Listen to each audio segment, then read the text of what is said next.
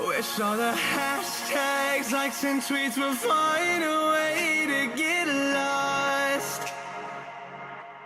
Yeah, and when I pull up to the For today's hair creation, I did a half up, half down style with two cute little space buns. It's fun and it's simple and it's incredibly easy to recreate. The first thing that you want to do to achieve a look like this is to curl your entire head.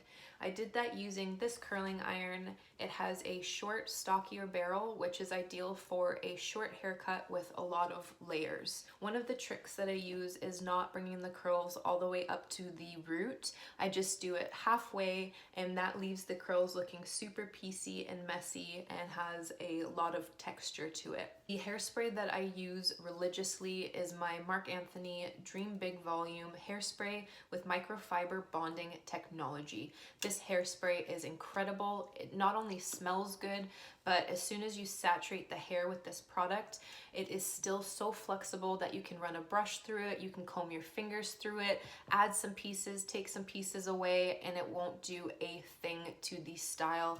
I can't rave enough about this hairspray. As you can see, I have, I'm actually not sure if you can see it on camera, but I have two little French braids that go underneath the buns. This is not so that you can see them necessarily, it's just a technique that I've used over the years.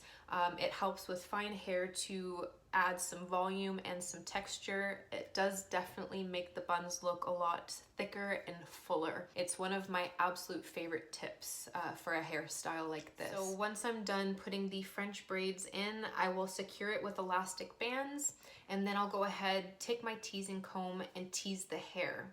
That way, when the hair is teased, the bobby pins have an easier time grasping the hair as opposed to everything falling out. And of course, it is a lot easier with second day hair. After it's teased, I'll go ahead and I will just twist it around my finger, secure it into place with the bobby pins, and then move on to the pieces that really are supposed to frame my face. Currently, I have brought these pieces from the sides of my head that sometimes with other hairstyles will be pulled back, either with a hairstyle like a sleek ponytail or a full volumed bun.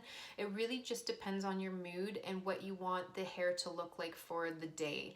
For me, ideally, I wanted today's look to be extremely messy, and that's why I brought these pieces forward and I used my curling iron just to add a little bit of a curl.